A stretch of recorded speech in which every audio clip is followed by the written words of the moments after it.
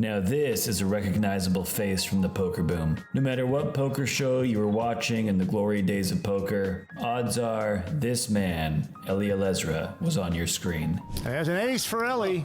Good job. Ellie's real excited about that. Yeah, really. He wins both pots. You should see this guy when he gets angry. But where has he been lately? And what poker controversy caused him to step away from the spotlight? We're gonna get into all of it, but first we just wanted to say thank you for checking out Poker Boom. We release new videos every single Monday morning at 10 a.m. PST, and we appreciate you watching this one. Subscribe and hit the bell so you never miss an episode. Eli Elezra was born on November 24th, 1960 in Jerusalem, Israel. He started playing poker when he was young, but becoming a professional poker player was not something he ever envisioned for himself. Elezra wanted to be a soldier in the Israeli Defense Forces Golani Brigade, one of the most elite infantry brigades in the IDF. He would eventually achieve this, but his time was quickly cut short when he sustained a leg injury in the 1982 Lebanon War, which forced him to be discharged. After you've been in the Israeli army, I tell people, and in Alaska for 4 years and hunting in the freezing weather, coming to the table and try to bluff someone, it's not as a big deal. So Elezra allegedly practiced poker day and night while he was in the hospital recovering from his injuries, and this turned out to be a great use of his ample free time. After leaving the army, Elezra moved on to the next phase of his career, which, oddly enough, took him to Alaska. I lived in Alaska for almost 4.5 years, a place called Kotzebue. It's 30 miles above the Arctic Circle, and that's over there, starting as a taxi driver. He stayed in Alaska for a short period of time, working odd jobs before deciding to join his brother in Las Vegas.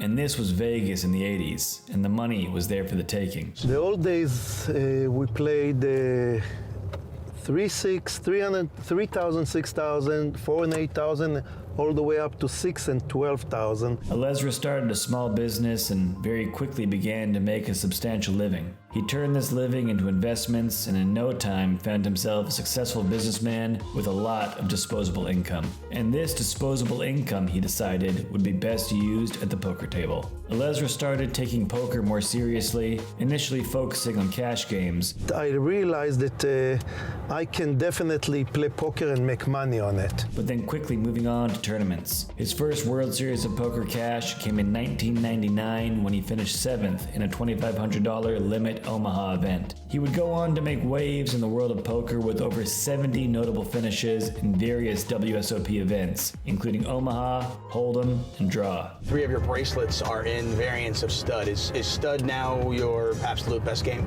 I tell people, stud loves me, so I love it back, you know? His triumph at the WPT Mirage Poker Showdown in July 2004 added a significant achievement to his name, and it also earned him over $1 million.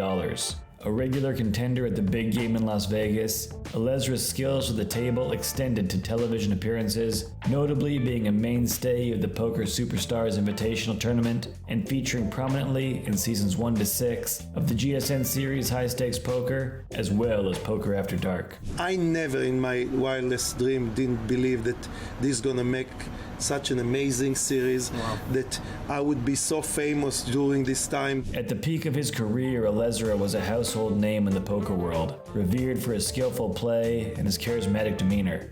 He was a regular fixture on television, captivating audiences with his strategic acumen and his larger-than-life personality.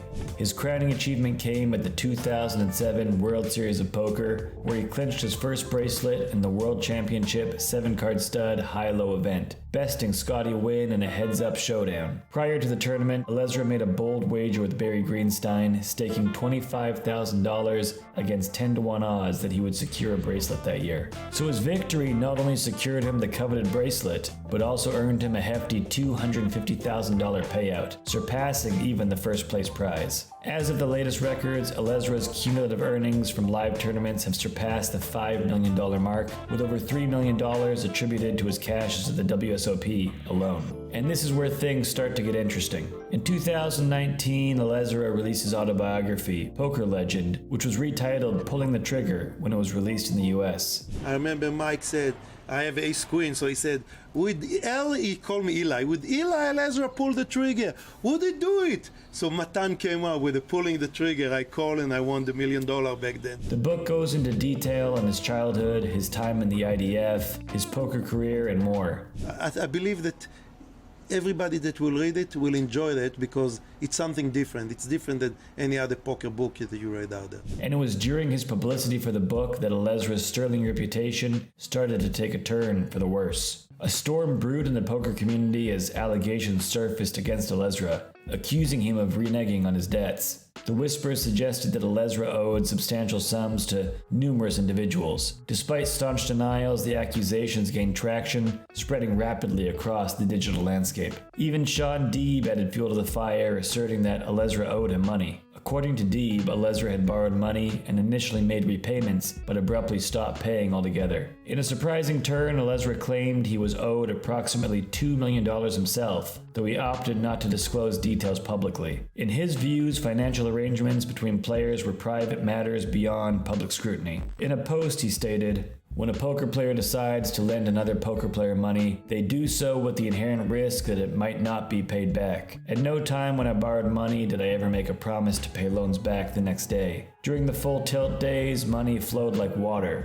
and when it came to paying people back, it was never an issue. If anyone out there still wants to believe in baseless allegations against me or in general be skeptical regarding whether my life story is true and what my reputation ought to be, that's up to you. All I can tell you is that anyone who has ever played with me, whether they're a pro or a recreational player, and whether it has been in a cash game or tournament table, knows how passionately I love the game." Amidst the turmoil, Elezra retreated from the limelight, which likely contributed to his sparse appearances in recent years. But these days, Elezra is still playing games here and there, but now it's largely cash games, and he's all but completely faded from televised games, aside from a few appearances on Poker Night in America and Live at the Bike. In 2021, he was finally, and rightly, inducted into the Poker Hall of Fame. No one can take this away from you, and this is just amazing. I feel like I'm in the sky now, you know? Beating up other potentials like Mike the Mouth Matiso, Antonio the Magician Esfandiari, and the always polarizing Chris Jesus Ferguson. And look, at the end of the day, despite the highs and lows of his career, Elezra won't be remembered for this controversy. He will be remembered as an enigmatic figure in the poker world. A true character from the glory days of poker who made a name for himself through hard work, perseverance, a larger-than-life personality, and an insane amount of skill. And if we ever hope to get back to the glory days of poker, we'll need a lot more of that at the table. I always remember where I came from, and I believe some of those qualities that I got in poker got from those old days. And that's it for this one. Thank you for checking out another episode of Poker Boom. We hope you enjoyed it. The World Series of Poker is starting at the end of the month, and we want to know if you are going to be playing this year. Let us know in the comments, and we'll see you in the next one.